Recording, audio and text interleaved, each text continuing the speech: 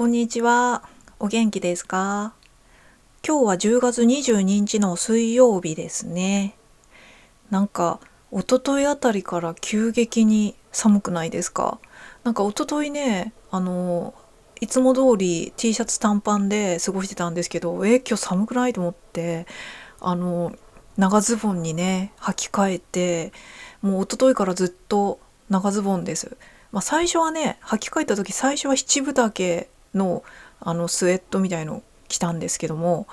それで過ごしてたら、いや、まだ寒いと思って、やっぱり普通の長ズボンのスウェットに履き替えました。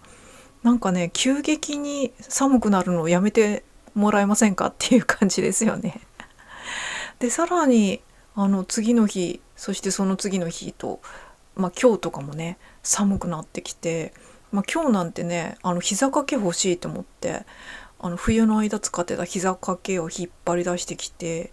で、朝はちょっと普通に半袖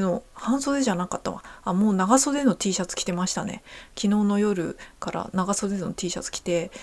その長袖 T シャツでも寒かったから、あの、いつも着てる、冬はいつも着てた、スウェットじゃないや、パーカーを出してきて、それを今着たりしたんですけれども、急に冷蔵庫の中に入れられたって感じで、本当やめてもらっていいですかっていう感じですね。もう過ごしやすい気候がね、本当一瞬だなって思いますね。1ヶ月ないくらいじゃないですかね。なんかちょっと前、1ヶ月ちょっと前はね、夏で暑い暑いって言ってね、もうチリチリと蒸されて、ほんと豚まんになるんじゃないかっていうぐらいこう蒸し炙られて、でここに来て急に冷蔵庫に入れられてっていう感じでね、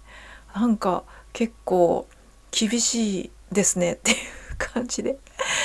でやっぱりね、そうすると常夏の国とかね、こう気温が1年通してあんまり変わんないっていうとことかは、楽だろうなって思っちゃったりとかしますよね。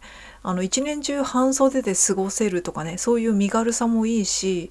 なのでこういう私たち日本人とかね、そういう人たちはこう常夏の国とかにちょっと憧れちゃったり、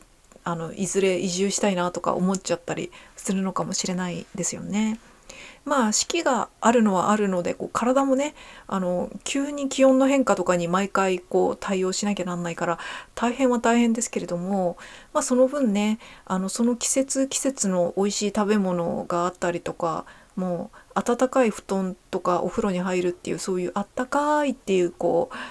う喜びもあるし、夏は夏でこう冷たい飲み物が美味しいとかね、そういうのもあったりしますよね。泳いで楽しいとかね。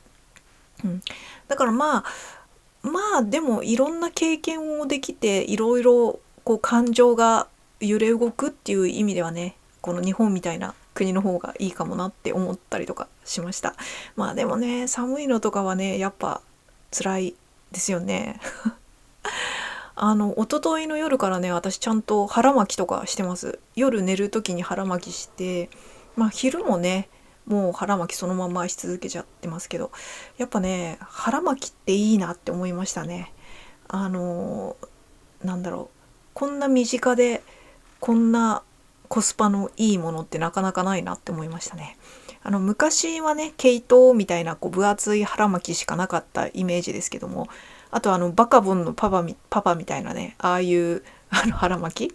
でも今はね、本当にこう薄くて、こう全然こうズボンの下とかでもこうかさばらなかったりとか、あとチラッと見えちゃってもT シャツかなって思うような感じの腹巻きとかね、そういうのがいっぱいあるので、絶対にね、腹巻きっていうのはね、あのすごくコスパがいいものなので、この健康とかね、心地よさとかね、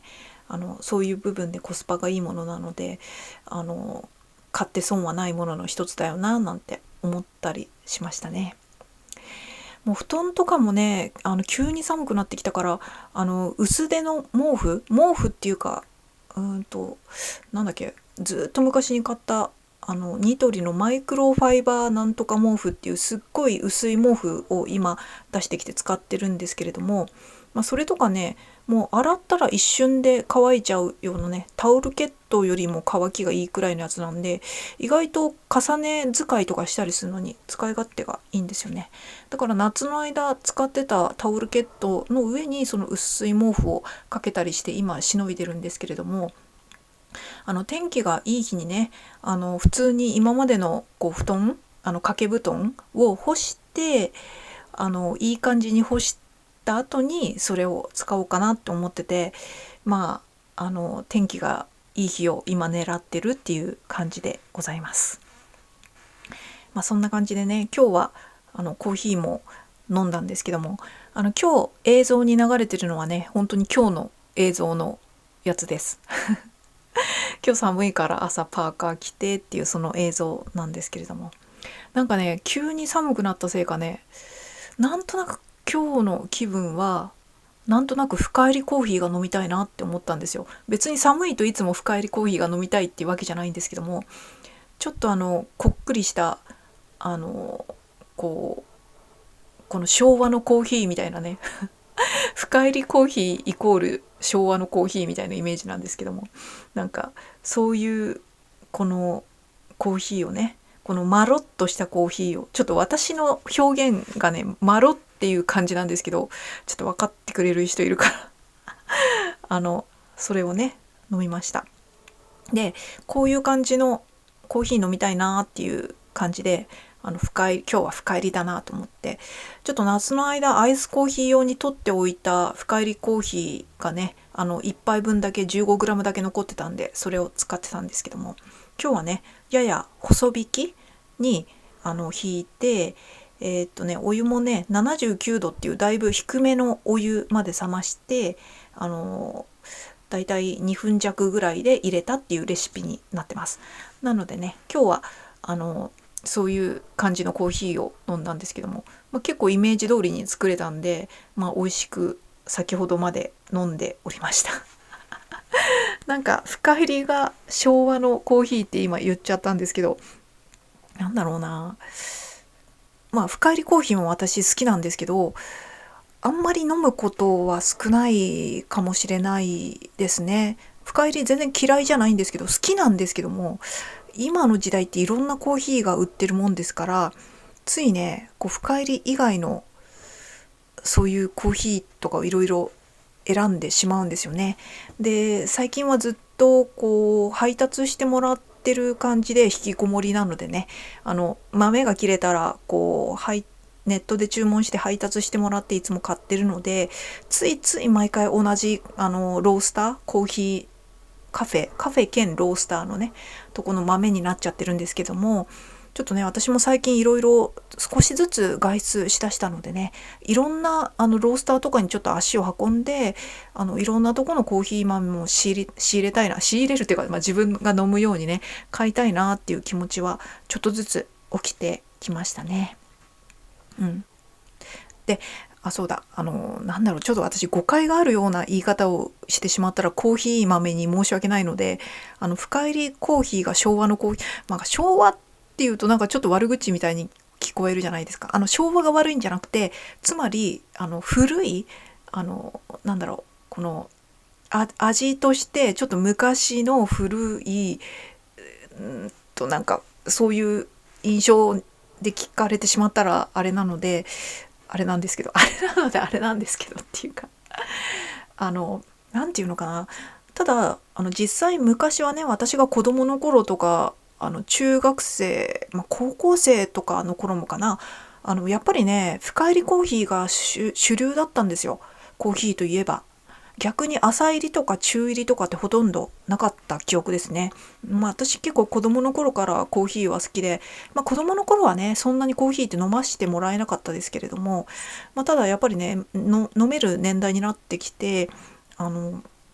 やっぱりコーヒー好きっていうことでだんだんコーヒーにねちゃんと自分で入れて飲むように好きは突き詰めるじゃないですか、なってきたんですけども、やっぱりね昔は深入りコーヒーしかなかったんですよ。ちょっとこれは言い過ぎですけど、しかなかったんですよ。言い過ぎなんですけど、でもほぼそれで合ってると思います。その喫茶店とか行った記憶とかをたどるとね。で実際になんていうのかな、深入りコーヒーしか流通できなかった理由っていうのはね、やっぱりいい豆が日本に入ってこなかったっていうのがあるんですよ。いい豆っていうと昔の豆が悪い豆っていうことになっちゃうんですけども、なんていうのかな、素性が明らかで、しかもその収穫からその2年以内の豆っていうのがなかなか入ってこなかったっていうのと、あと入ってきたとしてもそういう素性がちょっとね明らかではなかったっていうのはあると思うんですね。そのこういろんなコーヒーが飲めるようになってきた、つまり深入り以外のコーヒー、深入り以外のコーヒーっていうか、もちろん入りっていうその焙煎をしてるのは日本なので、なんていうのかな、深入り以外のコーヒーが輸入というより、豆は生豆で入ってくるんですよ。生の豆って書いて生豆じゃなくて生豆って読むんですけども、その生豆で入ってきたのを焙煎士の方がやっぱりね、豆の質が良くないと中入りとか特に浅入りとかはね、いい味の焙煎で仕上がらないんですね。当たり前っちゃ当たり前ですよね。元の豆の質とかがあれだと、元は植物ですので。なのでその豆とかもね、収穫から年数とかが経つと、やっぱり水分とかその植物由来のなんて言うんだろう、こう植物の臭みじゃないんだけど、なんて言ったらいいんだろう、なんかそういうのがだんだん抜けてくるのでね、生豆自体もちょっと乾燥というかねしてきて、昔はねそれを熟成って呼んだりとかしましたし、あともちろんその生豆の保存方法によっては、その焙煎する前の生豆の状態でちょっとそのね品質が変わってきちゃうとかいうのもあったし、昔はその輸入する時に麻袋とかしかね方法がなかったと思うんですけども、今はねちょっとこの麻袋の方がもちろん安いんですけども、ちょっとお金をかけるとその品質を保持するためのその袋に入れられてくるとかね、いろいろ変わってきてるんですよね。だからつまり焙煎士の方が焙煎する前の生豆がいい状態で日本で手に入るっていうのがここ何年だろう、10年15年ぐらい前からそれができるようになってきたので、その深入り以外の豆、いい焙煎なんて言うんだろう、いい焙煎っていうと深入りが悪い焙煎みたいになっちゃうんですけど、うまく言えないな。その生豆の特性を生かしたこの豆だったらこれくらいの焙煎度のこういうレシピで焙煎仕上げるのがいいなとかいうのがいろいろこう、料理でいういろんな調理ができるポテンシャルの豆が手に入るようになったんですよね。でもちろんこう新しい豆とかいい豆とかでもその特性によっては深入りにすることによってすごく狙ったいい味とかね、すごくいい深入りの状態の豆になるとか、そういうのももちろんあるんですけれども何言ってどうしようなんか何が言いたかったのか分かんなくなってきちゃったな。とにかくね、昔はそうだ、素性も分かんなかったんですよね。はっきりしなかったんですよ、豆の素性。よく言うトレーサビリティっていうやつですね。もっと分かんなくなったかすいません、変に横文字を使うなって感じなんですけど、トレーサビリティ、つまりトレースのトレーサビリティですね。その痕跡、その足跡っていうか、その痕跡、道筋、あとどうやってきたかっていう道筋、つまり例えばそのブラジルの豆とか、昔はね多分ブラジルとかコスタリカとかエチオピアとかそういう国ぐらいしかコーヒーショップとかでも豆の種類ってなかったと思うんですよ。それが最近ではブラジルなんとか農園生成方法何々とかそういうのが全部載るようになったじゃないですか。でさらに詳しいところだとその農園の標高とかねまで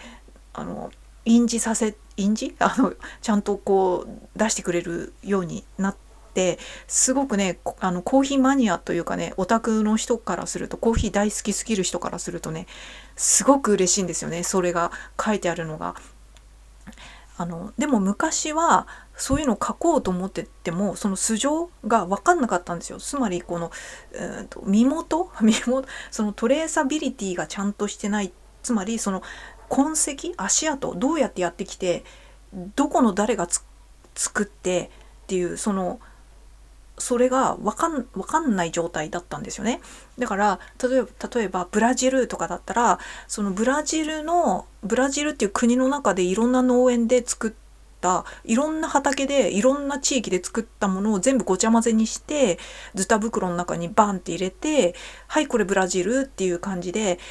こう出してたんですね。だからその農園によってはいいとか悪いとかね、いろいろあるじゃないですか。そういうのが玉石混交というかね、それが混じった状態でバーンってきちゃうとかね、それくらいしかあれだったんですよ。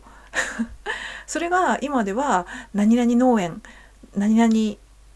しかもこう品種、同じブラジルでもねいろんな品種扱ってたりとかするんで、その標高とかによっても気温差とかね、そういうので豆の硬さとかね、そういうのが違ってきたりとか、あとは何々農園の何々製法とかでいろいろね、これはナチュラル製法で生成しましたとかね、なんかそういうのも分かるので、つまりそういうトレーサビリティ、その農園主とかどの品種を使ってどれくらいの標高でいつ栽培してとか、そういうのがもうちゃんとしてるわけですよ。もうなんかもうそうだからいい豆を入手しやすくなったんですね。豆を輸入している国としては。さらにその各この国での品種の向上とその農家さんへのちゃんとお金のあれが行くように搾取しないようにいろいろ仕組みもできてきて、有名なとこだとカップオブエクセレンスっていう品評会っていうのがその国ごとに行われるっていうのが結構普通になってきて、それでそのカップオブエクセレンス年1回のやつで上位にねなったとこは何々農園の何々っていう豆の何々っていうその品評会で上位になったりとかすると、それが一つのブランドになって、日本に輸入してくるコーヒーショップとかでもね、カップオブエクセレンスなんとか入賞の豆とかね、そういうのでちょっと高く売り出されたりとかするわけじゃないですか。でその品評会とかで落札とかすると、それ高く買ってね、そうなったりとかするので、ちゃんといい豆を作った農家さんはそれだけお金を得れるっていう状態になったので、よりね品質を高めようとかね、そういうのにもなってくるわけですよね。なんだろう、あとあと昔はやっぱりなかなか外国のその農場さんとかねと直接取引っていうのは難しくて、この大きい商社がまとめて輸入してきたのを購入するっていう方法しかなかなかなかったんですけれども、ここ最近とかではね、いろいろコーヒーを扱ってるところたちの人たちがいくつかまとまって組合にして自分たちで直接買い付けとかね、輸入とか取引をするとか、そういうのもちょこちょこ出てきたりとか、いろいろねいい豆を入手するためのあれがになっちゃうんですけどなんかそういうのが出てきたりとかしてて、そうなんですよ。だからごめんなさい、なんかうまく言えないんですけど、とにかく中入りとか浅入りとかそういうのでいろんなレシピに耐えうるじゃないな、なんかいろんな味ができる生豆が日本で入手できるようになったおかげでコーヒーの味の幅も広がったっていうのはありますね。